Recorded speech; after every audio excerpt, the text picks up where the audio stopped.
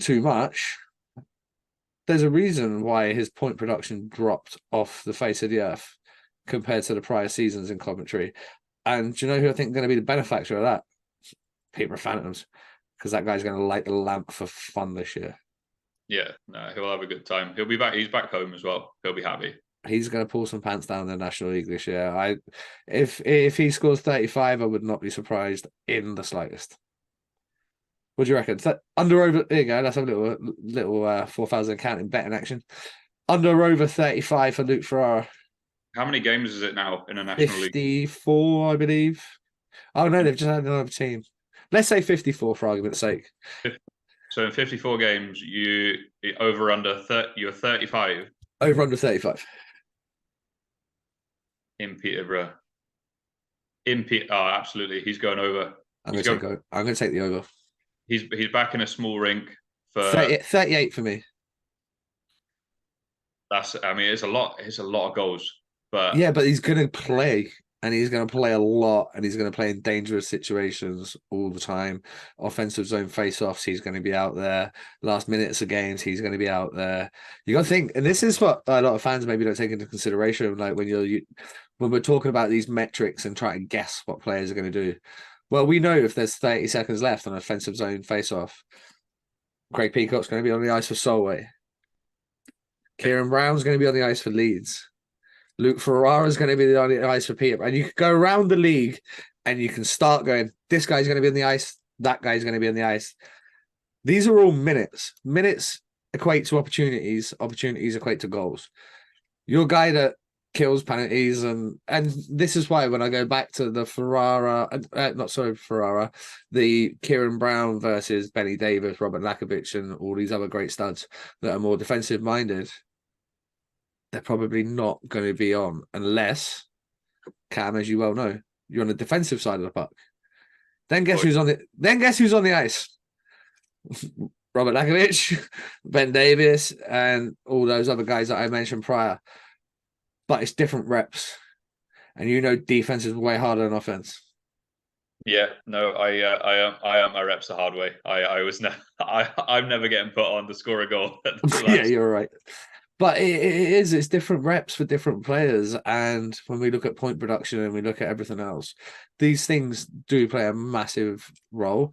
But what we don't have in this country is many out and out goal scorers, and to have a Luke Ferrara, who, by the way, if Pete Russell is starting to look down, because we know last year Sean Norris made the GB squad, Kieran Brown made the GB squad, Jordan Headley made the GB squad. Now, since the National League kind of become what it is, that was the first time there was any recognition for the National League. So Pete's looking, and if Luke Ferrara goes down and gets 38 goals, do you know what we don't have when we go to those tournaments? We don't have much goal scoring. When we go to the top level, that top table of Switzerland, Austria, and all the other teams that we have to try and be in with a chance to beat to stay where we are. Yeah. Whether it be France, whether it be Austria, whether it be Switzerland, whether it be Slovakia. And I mean, sorry, no disrespect to Slovakia, you should fucking murder us. But to be in with any sort of chance of beating them and remain in that division, we need people that can put the puck in the net. Sadly, we just lost Mike Hammond in a car accident this summer. Arguably one of GB's most reliable goal scorers, point getters in big games over the last few seasons. We need people that can put the puck in the net. Maybe Feds goes down and runs riot, and he might find himself right back there in the mix, because it's not like he's going to go from a player that can score 35 goals in the Elite League to shit overnight. And we need guys like Feds in the mix. We need, who knows, Kieran Brown. Will he go? I think he will. Sorry, Kieran, I'm just lumping the pressure on. It's only early September, but mate, that's what we're Brits, Cam. Is that what we want? We want Brits to do well. No, absolutely. I'm pretty biased on that. I hate this. I hate this thing of like these dual national things. Okay. I really dislike it. I really hate to watch at this point now, at the age I am, watch genuine friends miss out on GB slots because someone's grandmother was British, right? And I know that's probably an unpopular opinion because that's been some of our best players as of recent history. No, we had Tony Hand on the podcast last week, and he kind of echoed what you said. Like, not to that extent. We talked about more the numbers. So back in '94, when Tony was playing for Great Britain, and we last made the top table before our recent success, it was 17-5, 17 dual nats, 5 Brits.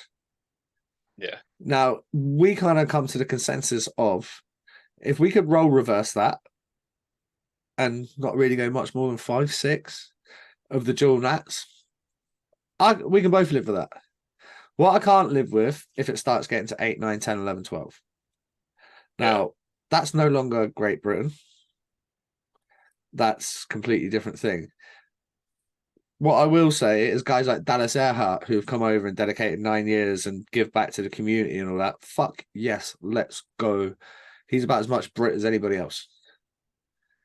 Guys that come in, get 2 years, get a passport, play GB once, and then we never hear from them again. Not interested. No. But then it's tough because then where do you put this then foundation of, right, well, you need to qualify now. So now we're putting a 5-year stamp on it. Okay. And then you'll just lose any interest from any player because then if you're presented with, oh, you've got to be here for 5 years minimum. You've got to play in the Elite League for 5 years. Yeah. A lot of guys will be like, oh, fuck that. I just won't play international. Like, yeah, I'm all right. Yeah, I'm all right. I just had 2 weeks off. It's great. Yeah. Because by the time they hit the Elite League, like in my experience and guys I've spoken to, if they got given then like the carrot of, oh, well, stay here too. And if you're British, like we can get you in, they would probably stay on board. But by the time they hit that 5 years, a lot of them, by the time they get to the Elite League, are like, there's not 5 years in me. Yeah, I agree. I tend to agree with you there. The only way you kind of benefit from that is, well, Belfast seem to be the kings of it. You move there, you play there, you meet a hot Irish chick in a bar in Belfast, and then you're fucked. That's you there for the rest of your life. So you're going to be here anyway. You might as well play for the national team while you're here. Mentioning any names? Yeah, well, there's a few. There's a few guys that get the Belfast. I would say Belfast trap. It's not a bad trap. Like it's not say trap. And used to think negative, but it's a good trap. It's a great trap. But I don't know. National team is something that we could debate until the cows come home. Because Tony and myself, when we were talking, we were like, do you know that thing? Sorry if you're watching. There's a billboard. It's a meme. There's a billboard, and it's like animals, and it's like, where do you draw the line? And then it's normally like chicken, pig, boom, boom, boom, and then it'll go horse, then dog, cat, boom, boom. So, and the line's like about right here. Where do you draw the line for the national team? Because it is it 5? Is it 6? Is it 7? Is it 2? Is it where do you draw that like kind of imaginary line on dual nats? Well, again, I'm probably showing a bit of bias here, but I'm less the better in my opinion. Okay. But that's only because I think I might have had a different opinion 10 years ago. I might have a different opinion in 10 years' time. Yeah. But right now, I am watching the domino effect of guys that I played with, guys that I know really well, missing out on opportunities because of that domino effect. And that domino effect then goes down and down and down. So it's like a case of, well, that guy's like edge in the Elite League or edge into the GB team, and he's not making it because there's 5 dual nats. Yeah. Like, okay, so he's had to go, he's not making it. So he's gone down a league. And then because he's gone down a league, my friend that's playing in that league, who should be on the first line, shifted down to third. And it's on and on and on until you get to the absolute Wild West that I play in, watching guys that are way too talented to be playing amateur ice hockey. They have nowhere else to play. We're gonna get onto that actually, because obviously you had your 2 years at the Dundee Stars. Actually, I want to go back to the Dundee Stars. So you've been quite lucky prior. You played for Slava for 3 years of your career. even a stint under the big man, Mr. Craig Moran over there in Slough, one of the best human beings you ever liked to meet, and the strongest person that's ever laid hands on me physically in my entire life. Absolutely, and it's not even close. I've never felt strength like that man when he was like 29 stone. Fear. No, I stayed clear out of Craig's way. He liked me. He gave me a lot of ice time. He let me do my thing at like 17, and I was just like, cool, yes, boss, no problem. Move on. Yeah, mate, he was a beauty. I came over to Slough, so I met him at 18, and he would come on as like an assistant coach, help out and do bits. And then at the end of practice, he's like, "What, you like scrap? Yeah." He's like, "Let's wrestle." Just hang you out there, mate. At that point, what could I have been? I don't know. I was maybe 82 kilos. He must have been 165. Just fucking hold on, Sha. And he ragdoll you against the plexi. Just like ragdolling you, throwing you off the glass. And nothing. Do you know, like, we see like an older brother like pinning down a little sister. You know? It was like that, mate. And there was nothing I could do. So great human being, though. Love Craig. Absolute legend at softball. Killing the softball scene right now. Slava, very good coach. And then you go in to play for Mark DeFay, who's now the current coach. What was your relationship like with him, and how did you kind of feel like he treated the Brits within the roster? You know what? It's a difficult one to describe, but I would probably describe it best as like distant. Right. And that's because of the way I felt like that's how British players got treated in my experience of the Elite League. So, you know, there was never a priority for British guys there because there was only 5 of us. I think there were 4 or 5 of us. And it was like a lot of things as the season went on became more evident that it's like, hang on, we feel like we're here because it meets a quota. Oh, we're the criteria fillers. Yeah. So it's like you didn't sign the best Brits you could find. You found just like Brits. So and that has taken nothing away from any Brit that's playing in the Elite League right now. It's taken nothing away from anything anyone's ever achieved. But it's a case of, hang on, we're here because it suits the quota of this team right now, and it suited him at the time. You know, we had good talent in the British guys that we had, but it was tough to even get a look in. To get an opportunity, right? Yeah, and it was like, hang on, I'm getting benched here for a game that I haven't even messed up in yet. That's the best, isn't it? So that's the one as a Brit you go, wait there. So I'm +1. I made 7 hits in 5 shifts. I made 3 tape-to-tape passes. Won that battle on the forecheck. And now have it in on 19 shifts. No, but but you got beat on that 2-on-1 by the 2 of the best imports in the league. Yeah, so, the guy that's got 96 points and 94 points just beat you on a 2-on-1. No shit. And the thing I struggled with is that at the time, I felt like I was competing. I was right there when it came to being on par with some imports that got brought in. And then that was also the worst. Yeah, when I looked at imports, and I was just like, hang on, like apart from you playing college hockey, right now I was confident going into that season. I was in good shape. I was willing to play hard. I was really confident at the start of that season. I'm like, right, cool. I can compete, I can play. And then it's like, what is the fucking difference between me and this guy? And it was like next to nothing, point, right? The flag on our shirts. And it was like he was getting paid more than me, which, you know, you can agree with, disagree with, anything you want. Like everyone agrees their own contract. And if you're not happy with it at the start of the year, then don't sign it. But it's like, no, hang on here. Like he's doing nothing I can't do.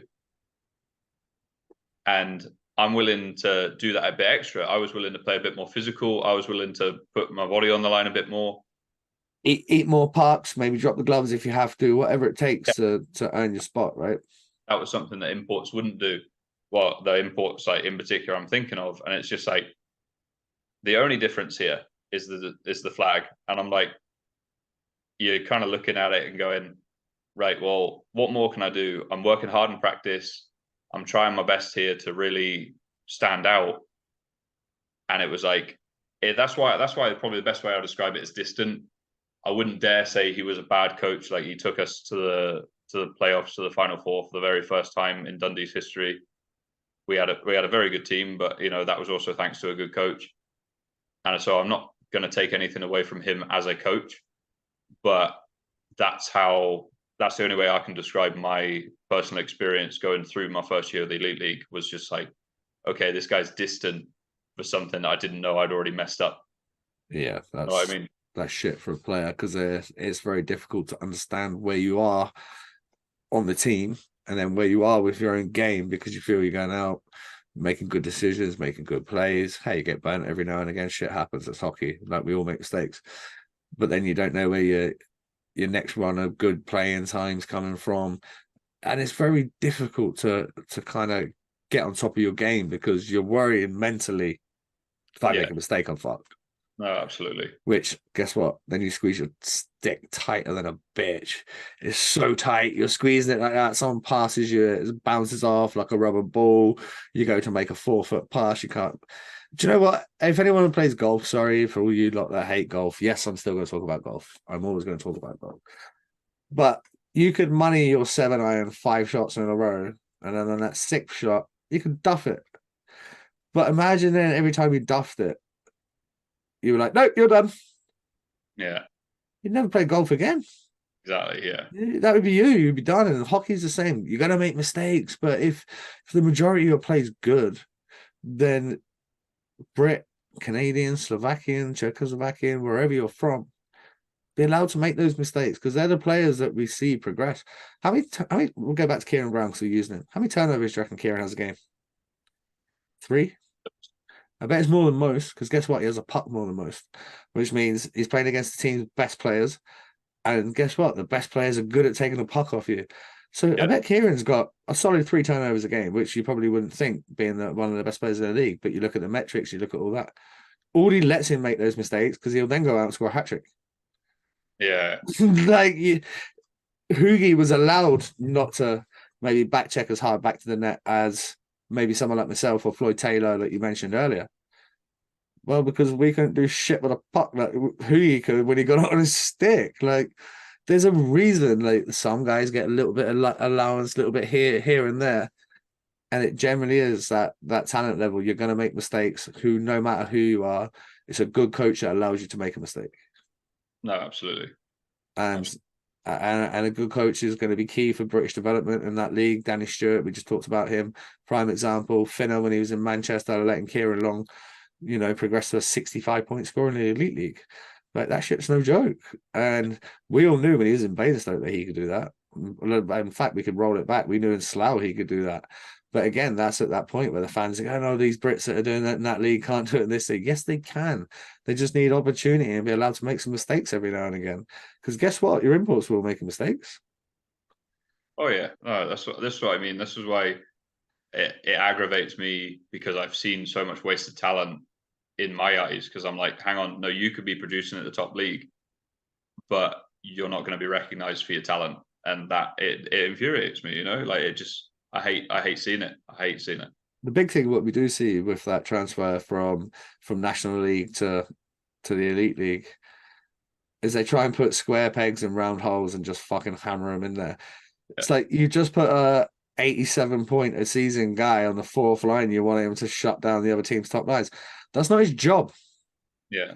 That's why what we see in the AHL now, NHL, that crossover of call-ups.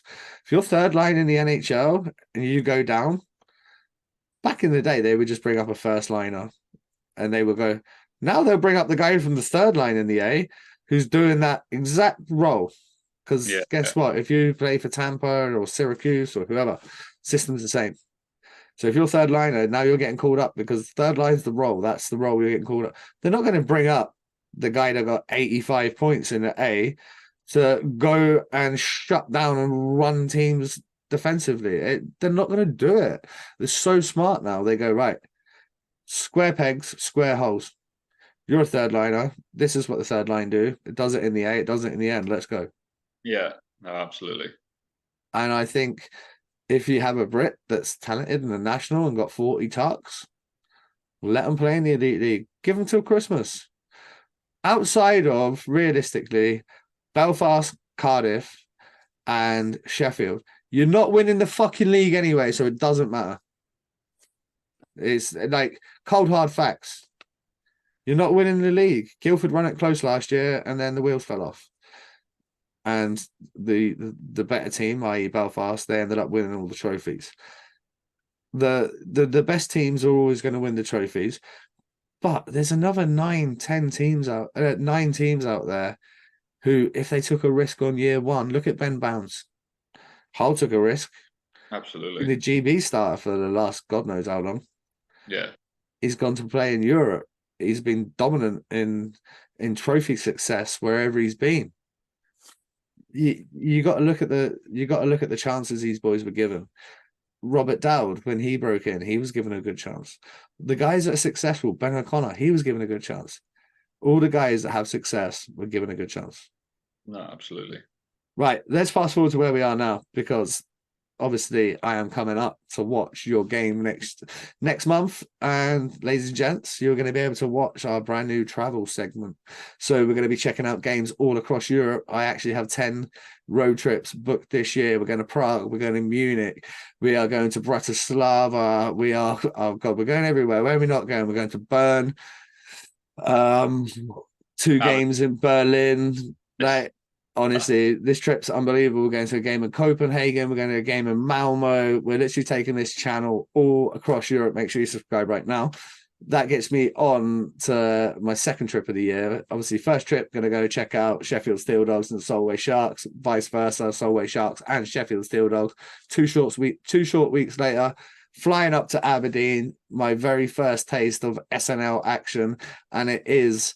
well, it's kind of a battle of the unexpected rivals, because you wouldn't think Aberdeen and Dundee being so much rivals, but last year, 3 trophies on offer. Aberdeen win the league, but you boys win the other 2 cups. So sounds like I picked a good game, Cam. Talk me through the SNL and your rivalry with Aberdeen that's brewing here. No, I think arguably you couldn't have picked a better game. Our Dundee derbies are pretty legendary as well. But we're going to get to that. But no, us against Aberdeen is, in my opinion, it's the biggest showcase of talent in the SNL. Like, if we're being honest, like, those games showcase some of the best skill, some of the best physicality that the amateur league has to offer. They're always exciting, especially the fact you're going to be in Aberdeen. No doubt they'll sell it out because they're playing against us, and it is a harsh rivalry, and it's good and it's a battle. But no, you like the SNL. The SNL is filled with lads that all hate each other. A little bit of a throwback to the early kind of EPL days where everyone wanted to kill each other a little bit. A little bit of that, yeah. I think the SNL is quite young still, so it's not quite got that EPL mentality. That hatred yet. But oh yeah, no, the boys. There's definitely a lot of dislike between teams in this league. So I touched on there. Aberdeen won the league last year. Great job for them. But you boys turned them over in a cup. What was it like? Because I think from my short bit of attention that I paid to the SNL last year, sounded kind of like from the word go, Aberdeen should be there or thereabouts for the title. And rightly so, they went on and won it. But you boys upset them in the cup. That must have felt good. What screwed us over last year, and it's the same as what we're doing this year, so you can't moan about it because it is what it is. But because of restrictions on ice time, every home game for us counts for double points. Oh, what? And it's the same for the Dundee Tigers. Right, okay. So you lose, like last year, we lost 1 stray home game to Kilmarnock that we definitely shouldn't have lost. But it counts as 2. Counts as 2. That was us done for the year. Oh, wow, I did not know that.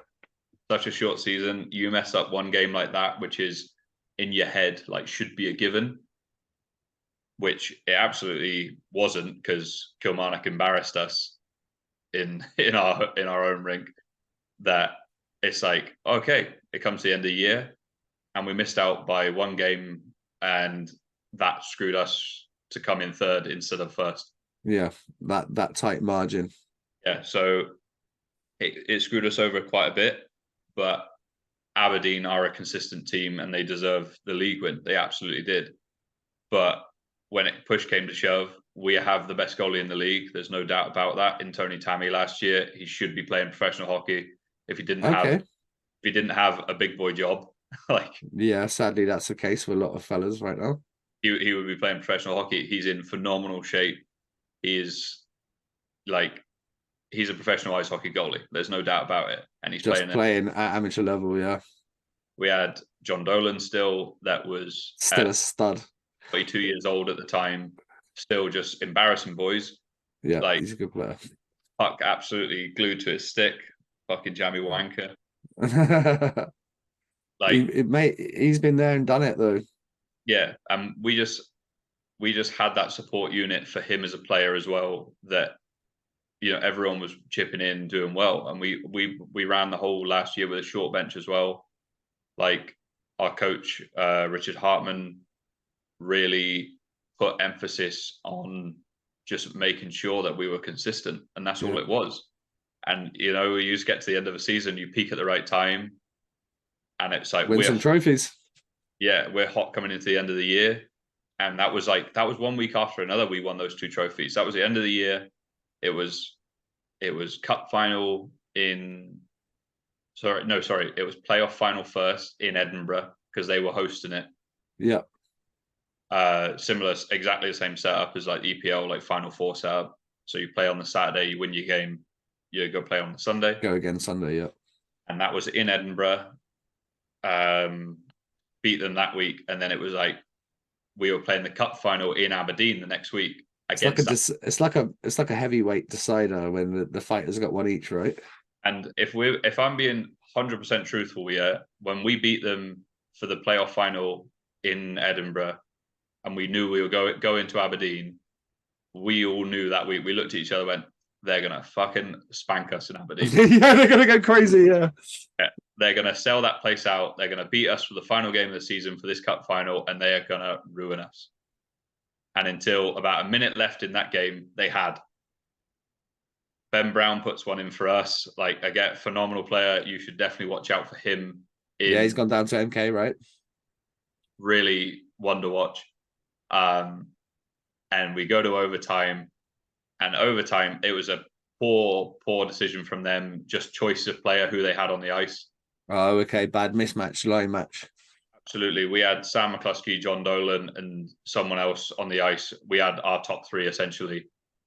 And I think they had 1K. And they try to wait it out, did they? Yeah. And I'm looking shock. I finished both games in the penalty box. So I'm in the penalty box in Aberdeen. Bad times. Yeah. I'm in the penalty box in Aberdeen screaming at Sam McCluskey, going, "Look who they have on the ice." Like, that's what I'm screaming down.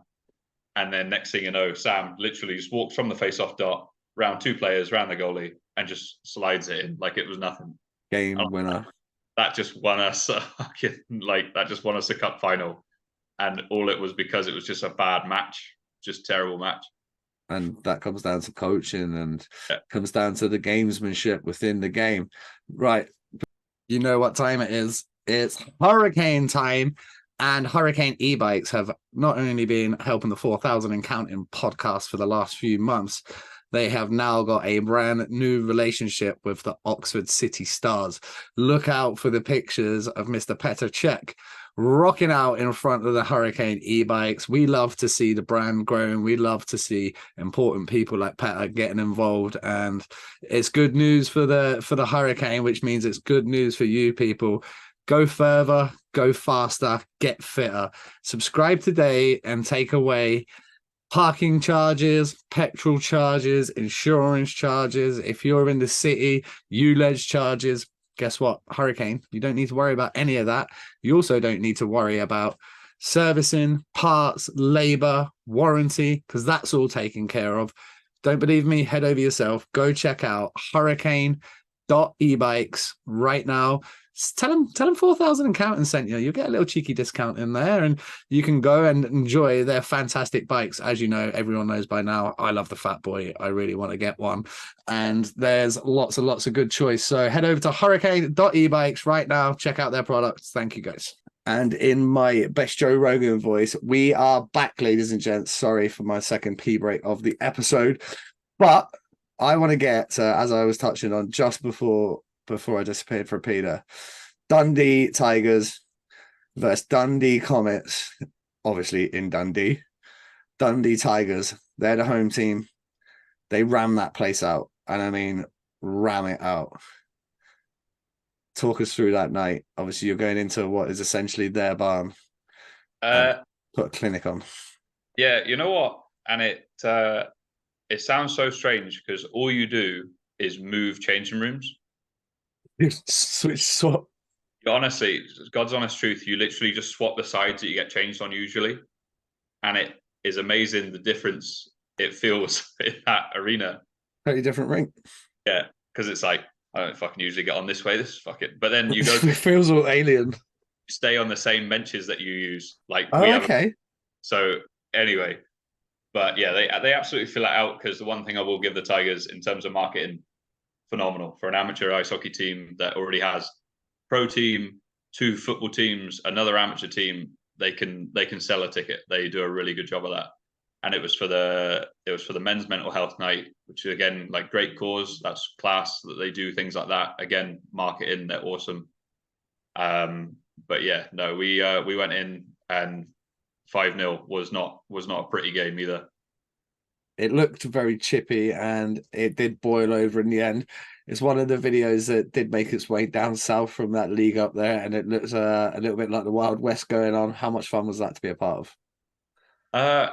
You know what? I can't really describe it as fun, just because I found it a very difficult situation. There's guys on both of those teams that I consider friends, and Cam's like, fuck, I got to cut his hair next week. Funny is that I like, that's the truth. I cut hair hair of the boys on both of those teams, and it's just like, it's a difficult one to watch and be a part of, and then knowing that situation was completely wrong. I know the lad on that sent that punch. I know the lad that received that punch. I know why that lad punched him. I know why that lad got knocked out. And it wasn't in public domain, no? No, it felt like one of those. It felt like something that had maybe. No, sorry, no, I'm leading you astray there. There was nothing. There was no premeditation in that punch. Oh, okay, nothing at all. No, that's why it felt like there was maybe something. Knowing the lad that punched and knowing the lad that got punched, that's why it was difficult for me. Knowing like he should have known better, but then so should the guy who got punched. Like should have been ready. Yeah, but saying hit that guy, should have been standing there.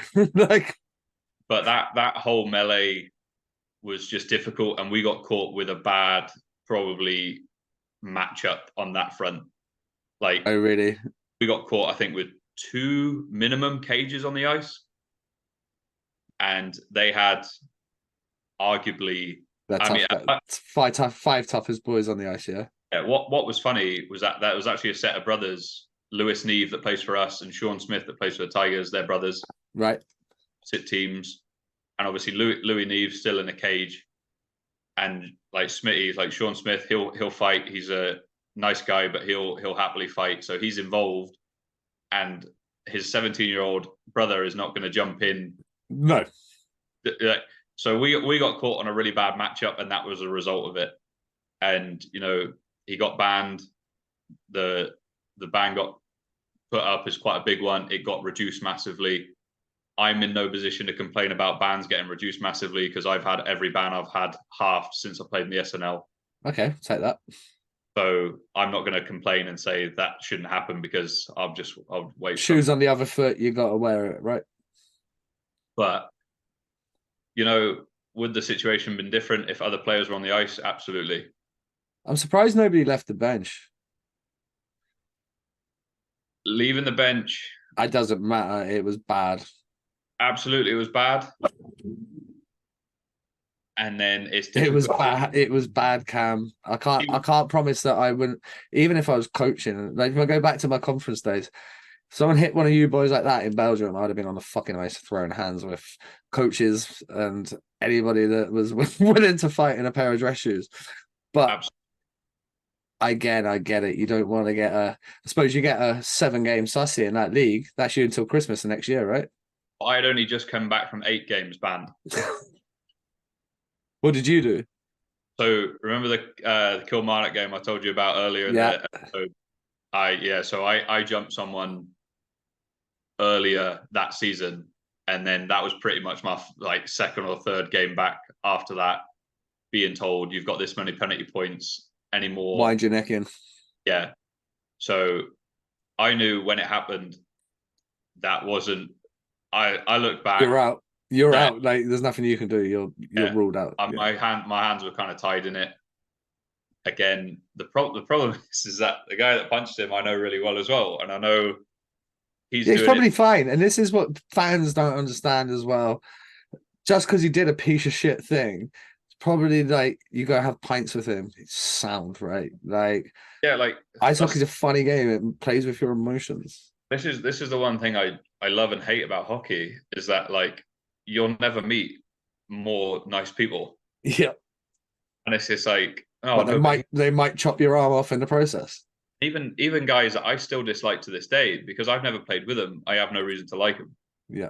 So there's plenty of guys where I'm like, nah, he's an arsehole, like, fuck him. But then it's like I'll play with guys that have played with him and it's like, oh mate, you would love him. You would get on with him great. My prime example for that, and a lot of fans probably agree with me here, but they obviously don't get the actual pleasure of getting to know him properly. Will Weldon. Yeah. You play against Will Weldon from any other team, you want to tomahawk that guy's head off. You play with him for a week, you're like, he's the fucking biggest beauty going. What a guy. Straight away, Muzzy. Yeah. Like you play against Muzzy for 6 years and get speared every time you go in the corner. You think the guy's a big dickhead on the planet. You then spend 2 minutes and talk to him. You're like, he's the best guy. Chris Wiggins. He might pulverize and tenderize your ribs for you if you turtle. But then you'll be the first guy to buy you a pint in the bar after the game and ask you how your mum and dad are. And it's, I don't know, you're on the ice, isn't it? It's shit happens sometimes. There's a lot of tension at those games. And the worst bit is that because it got done at that game, obviously that arena's full at the time. So there's a lot of attention around it. Yeah. Amateur hockey games, there should not be probably more than 100 people there. Yeah, there's a sellout in Dundee. What's that, like 2,500 or something? I don't think it's quite as many as that, but it's still way too many people to be pulling that kind of shit off. Yeah, right. And I think we've got them in 2 weeks, 3 weeks time. We've got them, and our first cup matchup is against the Tigers. It's 2 home and away straight away, and it's like there's a bit of tension around it, but not much. Like. How does it work? Because you're both obviously Dundee are the big club, the Stars are the big club. You've then got 2 amateur clubs underneath it. You've obviously touched on they've got Dundee United as well. Yeah. How does it work in terms of like pecking order? And if you're a Stars fan who likes to come down and support the SNL, how do you then decide if you're a Comets fan or a Tigers fan? Like, how does it work? Like, what a bizarre setup. Usually, it would just depend on what player you like supporting. Fair. Because then there's also the element of the Comets aren't as old as the Tigers. The Tigers were there before the Comets. Right. Okay. So if you're like what you would call like an old school Dundee fan, you supported the Tigers even before the Stars. Right. Okay. So they've been there longer. Yeah. They have a bit more history, but then a lot more guys are back and forth with the Comets and Stars. So okay, so that relationship between the big club and the little club actually is more so with the Comets than it is with the Tigers. Yeah, the Tigers, that's a difficult decision. If you're strictly like a season ticket holder for Dundee Stars and you go, right, I'm going to go and support the local lads. Who'd you pick? Yeah. Like, so it's funny because it's like when you mention like pecking order there, it's like, I wouldn't dare say even on this platform that we're above them or they're above us. Yeah. Because you would just find so many people hating on you for that. because I imagine so. Oh well, no, well they get this, but we get that, and then we get more people, but they're better than us, and it's like it's amateur hockey. Chill out, eh? Like, Yeah, let's just have some fun. Try not to lose any teeth. problem is that I see it as an outsider because I think I think there's only 3 English lads in this league. Is there really? That's a very small amount. I'm pretty sure one of them's a fucking dual national as well. Okay, so there's two and a Like, half. so it's like I look at it as an outsider, and I look at like Dundee, the 2 amateur clubs, and I'm just like, if we could just lose the camaraderie and like lose the kind of my dick's bigger than yours. Yeah. You could join the 2 Dundee teams and create one Dundee team. Unbeatable. Just dominate that league. There wouldn't even be a competition. They would just smash it to bits. How come there is that 2-team structure at that amateur level within Dundee? I know the league's not very big itself. I think there's 8 teams. So you do arguably need 2 teams in Dundee to give more fixtures, to give more games. Yeah. But why is it a case of, 2 separate teams? So that came from when the Stars were essentially the only team. Right, okay. When they became the professional team, but the Tigers were always the amateur team. And then when there was loads of mix-ups, when it was, I'm not sure how the order it all goes, but like when it became the BNL, and then it was the British League, and then it was like, and then they made the jump up to the Elite League, there wasn't space for a certain amount of guys that then got dropped from that Elite League team. Yeah. And formed the Comets because there was already the Tigers. Yeah, so they already had their 15, 20 guys that probably been there for 3-4 seasons paying. Because I don't know how it works within the Comets and the Tigers, but obviously it's amateur. Do you guys have to pay to play? Is there ticket money that perhaps makes sure you boys don't have to pay to play? Is it different from top to bottom within that league? I can't speak for every team in the league, but I know on our team, no one pays to play. Good. Some guys are lucky enough to get sticks, skates, whatever you kind of need, as long as you're not going to get top of the range stuff, but as long as you're happy with that, then they look after you great. Like, I can't moan. Rab Brown has looked after me like a son since I joined that team. Yeah, it's great. So I can't moan at all. But then I know other teams in the league, they will have this huge imbalance of guys getting paid and guys that are paying to play on the same team. Sounds like Solent in the NIHL 1. Yeah, so it's a difficult one. And then like Aberdeen have players that are getting paid. Right, okay. Edinburgh have players that are getting paid. It depends by club, by player by player. It's all over the place. But sorry, go on. Sorry. No, I was just a way to say, like, it's not something that can be accurately measured because it is so varied. And it really does differ between whether the club has, so a club like Aberdeen, potential to bring in, X on the number, which is quite high. And then you probably do have clubs like you say, 100 fans if you're very lucky. Yeah. It's very difficult to get to the level playing field. When you look at that league top to bottom, is it competitive throughout, or is there teams that perhaps could be better in terms of proving? Holy shit! Do you want to see a massive spider? Oh. Look at the size of this spider. Okay. Look at it, Jesus. Is there clubs that are, just a little bit behind the 8 ball, could probably do 3, 4, 5 more guys just to make the entire league a little bit more competitive? Well, this is the funny thing, is that the guys that the teams that aren't very good have 30 odd boys signed. Okay, so they have a good amount of numbers to pick from. It's just getting that depth and talent. Yeah, like arguably the most successful team in our league last year was us with 2 trophies. Yep. We had signed the least amount of players. I'm willing to put a good amount of money on that. Right. Okay. So it's more in the talent that you do have as opposed to the numbers that you could bring in. Absolutely. There's plenty of players. Plenty of players. Are we seeing a lot of younger 17, 16, 18-year-olds, whatever they may be, coming out of these setups like Dundee, like Cardi, where they're not ready for the Elite League, playing in that national Scottish National League and doing well?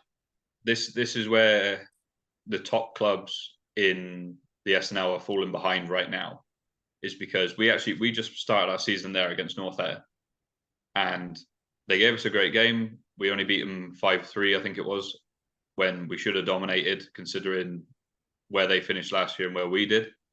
But I mean, I think they had 10 cages, and they're all well. Yeah, I think we had 2 lads playing their first SNL game. The rest of that cages that we've had for 2 years now. Okay, so they're getting that development within the higher clubs. Yeah, and it's difficult because you try and keep a competitive club and try and keep a top end club. It's hard to say, okay, yeah, 16-year-old ready to go. This 16-year-old, like, we just didn't bring them in, and we didn't develop them the same way that other clubs are bringing them on. But that doesn't mean they're any better right now. It's just North Ayr, arguably in 3-4 years, are going to be really good because they've had 10 juniors playing senior hockey for now 10 years. Yeah, and they're developing every year. They're getting a little bit better. They're learning. They're getting physically stronger. Their understanding of the game's improving, which as a club is allow you going to then step onto that next level. Whether you're a bottom rung team, you're trying to get into the mid rung. Whether you're a mid team, trying to get into that, that top echelons, try to qualify for some cup finals, maybe make a run at the playoffs. However it works, the league as a whole. Where do you kind of think it would stand up against like NIHL 1 down south, or maybe perhaps in the north? Well, the biggest thing I'll compare it to was we played that crossover cup against the NIHL North. Yeah, how did that go? Yeah, well, we got to the final and missed out by 1 goal against Widnes. Okay, so you boys obviously competed with them, and what was the game's entertaining? Pretty like even par. Even par. We went down. Whitley Bay. We went down to Whitley Bay. They had a full squad, right? We went into Whitley Bay, who are a tough team, tough. They had sold out arena because this was their chance to get back, and because we beat them 3-0 in Dundee, and then we went down to Whitley Bay with 12 players. We went down to Whitley Bay with 12 players and a goalie, and we beat them 2-1. Wow, good result. And it was like, we just had the ability to do it. And then that's where people started recognizing, going, okay, yeah, the SNL is an amateur league, but actually, talent-wise, not far away. Yeah, those boys know what they're doing. So, I was reading something a few weeks back about cross-border games and stuff like that. Is there any potential for a comeback of that crossover? Because I, for one, think it's a really good opportunity for perhaps as a young kid that breaks through with yourself or another Scottish team, who could then get on the radar of Tony Hand, who could then get on the radar of Jason Hewitt, and before you know it, you've got a kid that's from Scotland now playing for the Steel Dogs in the National League and earning his stripes at a much higher level. You know what the problem is, though, Nicky, is that if it comes to a players' vote again, and they say, "Oh, next year we're joining that crossover cup," they're not interested. Yeah, players are going to vote out because of work and because of commitments and stuff. That year, I ended up playing 47 games. Yeah, it's a lot for that level, isn't it? Right. I don't get paid, and I'm not saying that I want to get paid. I enjoy where I'm at. I enjoy what I play. I enjoy the commitment I have to give. But I was spending my Saturdays and Sundays having to leave work early because I had to go down to like Billingham, or I had to go down to somewhere else. And I'm like, nah, I couldn't do it again. I couldn't do it. How many other guys were in the same boat as you? Anyone that has a job. Fair. So we're talking 98% of that league right now are probably against it. Of the competitive nature, though, Cam, obviously you're a competitor. When you're playing North Ayr and Kilmarnock, as part of you not go, I'd rather be playing Whitley Bay, or I would rather be playing. And that's no disrespect to those clubs, by the way. I'm just laying on the line how it is. You know, Whitley Bay, but Billingham. You start looking at histories and stuff. There's a lot of history there. Would you rather be playing against that quality of opposition every week? You know what, Niggy? Absolutely, but unfortunately, you cannot change in location, and that it's just the truth. Would I rather play a competitive game every week? Absolutely. I've loved playing in the NHL one crossover. That's where my band from that year came from, was one of those. see a theme here, Cam. So see a theme here. Yeah. No. Put more bands than me in there, Jesus. Nick, mate, ever since I came up to Scotland, I hadn't had one band game playing in my whole time playing in England, from when I was 7 years old to when I was 21. I never got banned for one game. I went to Scotland, is getting banned every week. Yeah, it's crazy, but I blame it more on the amateur league than actually playing on Scotland. But right, okay, then let me ask you a question, and you do not have to answer because I don't want to throw you under the bus, because you probably got a game in 2 weeks and I'll get you fucked over. But Scott Conway put a tweet out when he left Belfast. And by the way, if this wasn't ever the tweet that you needed to realize he wasn't coming back this season, he was like, the Elite League official. And by the way, I'm paraphrasing. If you want to know exactly what he said, go onto our Twitter account, 4000 Counting. Roll back to when he tweeted it. It's right there. But mine, I'm not very active, and I retweeted it. I know exactly what okay, so yeah, paraphrasing. And he basically says, peace out, Cub Scout. I'm done. The Elite League officials are a fucking joke, especially the ones in Scotland. Like, he felt the need to single out the Scottish referees. Now, obviously, Belfast being in the same cup group as the Scottish teams, he's going to get to see them a little bit more. If you start playing devil's advocate, there's going to be reasons why probably the Scottish officials more. But that led up discussions and open discussions on platforms, and not many people tended to disagree with him. A lot of players came out in support of him. How is the officiating once? I mean, this is what we're talking about at the Elite League. How is the officiating once it comes down to your level in that SNL? You talk about being banned all the time, so obviously you're going to have a little bit of needle in there. But as try and be impartial as you could be, as just an ice hockey player, how's the officiating? You know what? I don't blame any of my bans on officiating, by the way. Okay, cool. My bans came from decisions, bad decisions, letting the intrusive thoughts win. Bad decisions, but also if you had seen video. Now, granted, video doesn't get shared of banned events in amateur hockey, funnily enough.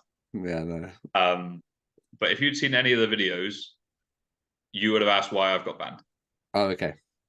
But you would have asked why I got banned because all you would have said was, "Oh, that guy just didn't fight back."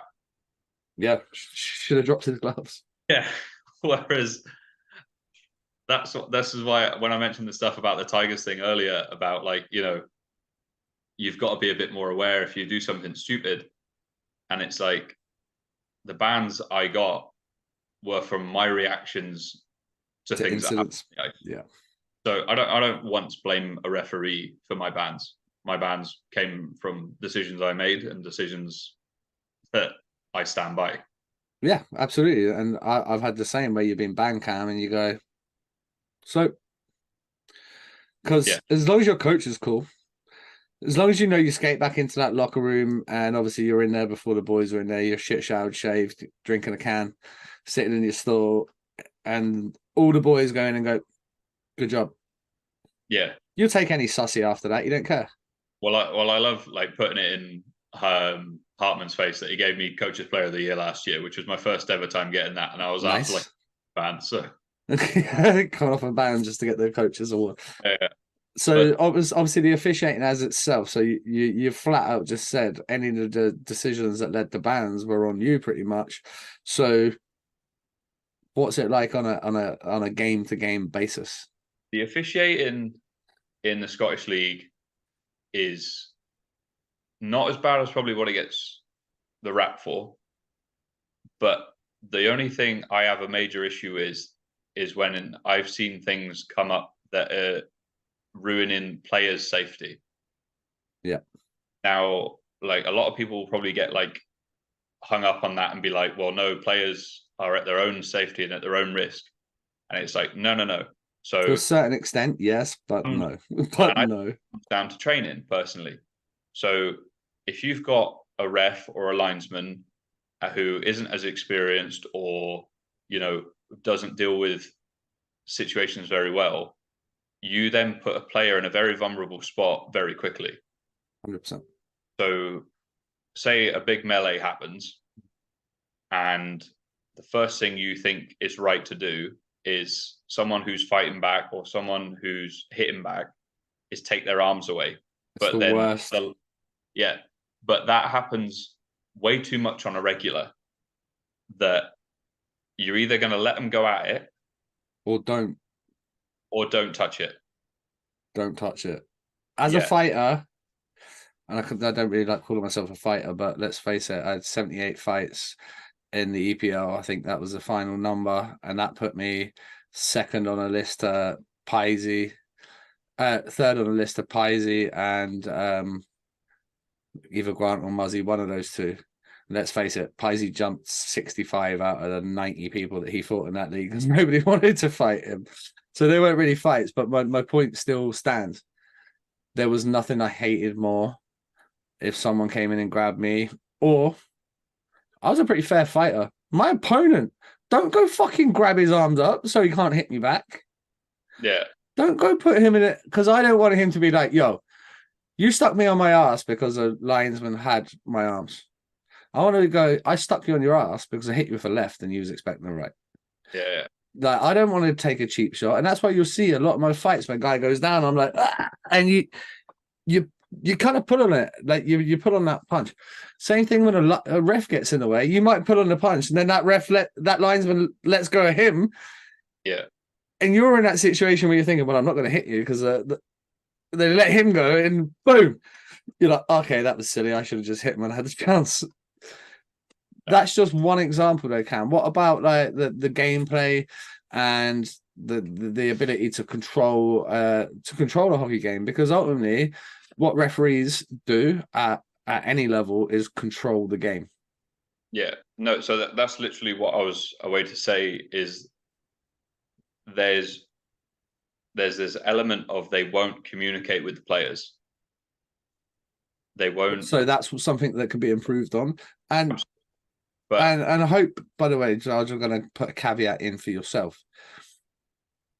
I understand that this is a very difficult question to ask a player when they come on, when they're still active. I know the Scottish Ice Hockey are going to be watching this because I have some connections in Scottish Ice Hockey, and then I'm going to get a text as soon as this goes out saying, I know that you talked about it, right? Take these things as constructive. I'm not trying to get Cam suspended. I'm not trying to get Cam on a hate campaign or anything. You have a player within the league, and this is something that right the way to the top, they should have listened to Scott Conway. They should have listened to the other 15 guys that then backed his tweet up, as opposed to just not saying anything. By the way, they've still not said anything about that. Take what he's saying as constructive, and let's put that on the table at the next refs meeting and go, do you know what? Well, Cam was on Watty's show. He said this. Let's talk about it. I respect that you think I've got that much clout up here to get that going, but mate, it's not even that is having that much clout. It's just, well, we do for a start, and we really do, and I know that for a fact. With the meetings I've got lined up for the next 2 weeks, I know that we've got clout. But I want players to be able to come on here and safely speak their mind without fear of reprisal or anything like that. Because what we want, this isn't us going, John Smith from Aberdeen's a fucking wankish ref and he's a prick and we hate him, and we're not. What we want to do in this situation goes, you know what, how could the refs get better? They can communicate with the players. You've just heard it from a player's mouth. Let's use that as a constructive thing. Go back to the table and go, so I was listening to this, and guys, if we communicate a little bit better, I think we're going to have a better relationship with the players in 23-24. That's going to make the game better. Yeah. But then, you know, as much as we spoke earlier about there being no shortage of players, there was a huge shortage of refs. Up and down the entire country. Yeah. And it's no coincidence that a lot of that started when Joy Topman quit. Yeah. Not a coincidence. I don't know about Scotland as such, but I know a damn sight of a lot of officials who hung the whistle up when Joy hung it up. No, you're struggling for numbers completely. Absolutely. Like this is another thing. This is where I struggle to ever blame a ref or linesman for having a bad game against, like, when they ref us, because they've probably already done 2 or 3 junior games before us. Yeah, you're there. You're like, my feet are dying. Yeah, and it's just like there's like a junior tournament when you're like the 6 a.m. game, the 11 a.m. game, the 1 p.m. game, and then you got to go back on the ice at 7. And you're like, my feet feel like they're gonna fall off. These guys have to do it back to back to back. They're like, yeah, you've got 12s, then you've got 14s, then you've got ladies game, and then you've got the senior game. Oh yeah, and then after the senior game where everyone's yelled at you and told you how terrible you are at your job, you've also then got to do recce. You got to do a recce game. Hate you. It's a grind, and by no way English ice hockey, Scottish ice hockey referees, this isn't a disrespect. Like, what we want for a better game is ultimately better ice time for juniors being allowed to play more tournaments, etc. Refereeing then comes into the conversation to grow our game. We need to have better officiating, whether that is the Elite League, whether it's the National League, NHL 1, NHL 2, or Scottish National. All across the board, juniors, seniors, we do need better officiating. But it does mean some of you Twitter warriors are going to have to put your money where your mouth is, because every time the EIHA or the SIHA put refereeing courses on, they're always trying to sell it towards like, hey, there's 2 days left. Can we get on this camp? Put your money where your mouth is. It's difficult shit. And the one thing I always laugh about, and it was actually a chirp that a referee gave me in the SNL, was he turned around to us when we were all screaming and shouting, and he's like, I'm the highest paid person on this ice right now. Right. And instantly, though, love that ref. Yeah, I was like, cool. What in the world am I going to say to you? What can I Nothing. Literally nothing. Yeah. Sometimes there is just a chirp that's so sweet. You just go, sweet chin music. Boom, boom. I'm gonna take that one right on the button. I got told that by the ref, and I just sat down for a second. I was like, cool, he's got me. He's got me. But it does, and you go back to talking about like jumping in fights and stuff like that. Good referees back in the day, whether it be Clouts, whether it be Tomo, whether it be Smithy, any of the boys in the EPL or that sort of era. Right, boys, you want to go? Yeah. Right, do it then. Do it properly. Linos, get the fuck out of the way. They're shouting, they're talking, and it goes back to that communication thing that you said there. They're letting us know that we're safe to go.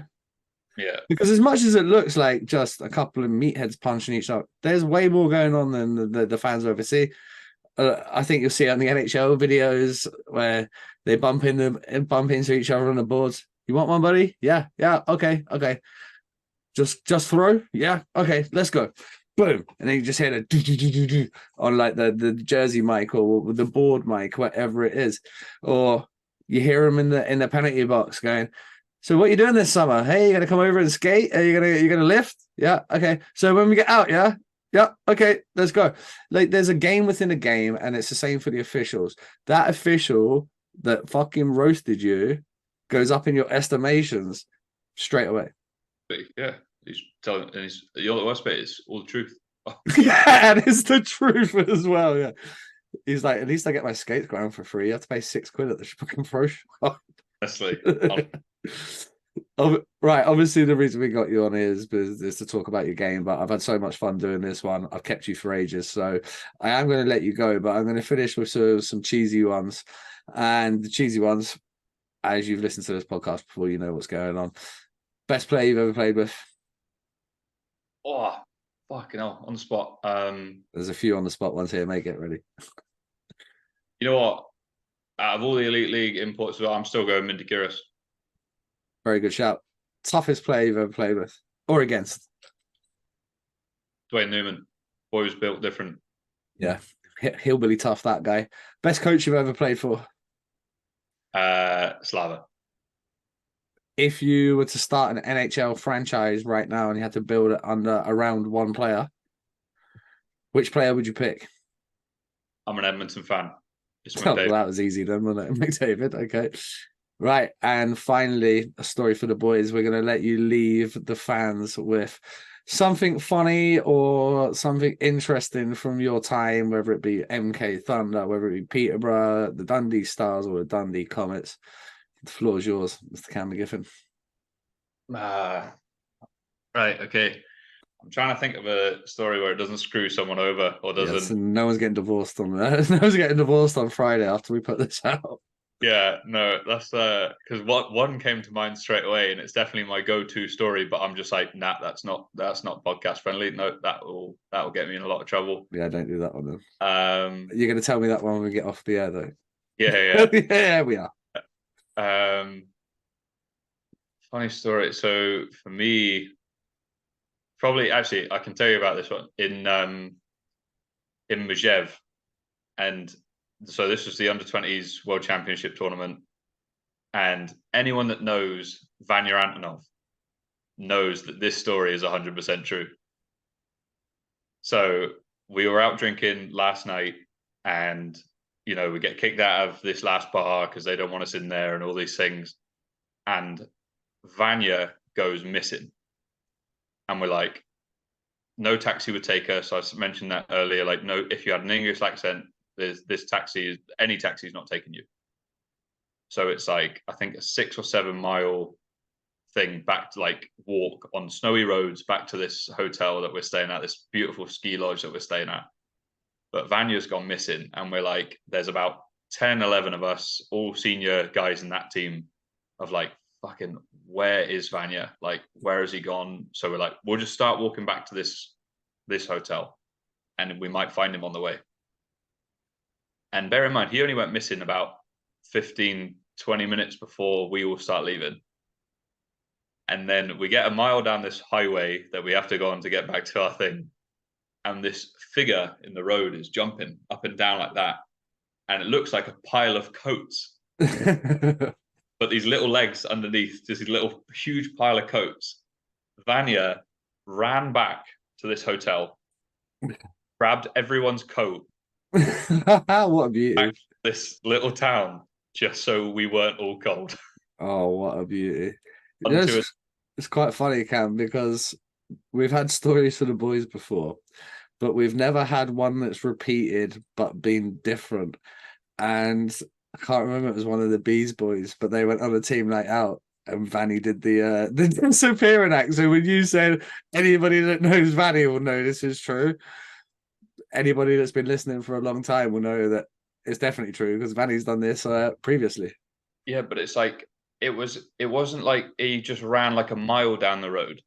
The guy, by the time he was back, you're looking at about a 10-mile run. 4 miles of it with coats all over his body. Oh, what a beauty. And then you wouldn't believe that story unless you've ever met him. And then you're like, yeah, of course he did that. Like, yeah, of course he did. Just such a trooper, so intelligent, such a good hockey player, and somebody who's going to make his mark back in the National League this year. Cam, I can't wait to come up and watch you boys play. I got like 5 weeks here. Let's make sure we grab a post-game pint. I don't know if that's a tradition in the SNL, but we'll make it one. If not, can't thank you enough for your time, ladies and gents. If you made it to the end of this episode, bravo, because that's like a 2-hour, 20-minute episode. So you've done it exceptionally well. Make sure you subscribe, make sure you share, like, and do all the usual stuff. We will see you again for another episode very, very soon. Peace.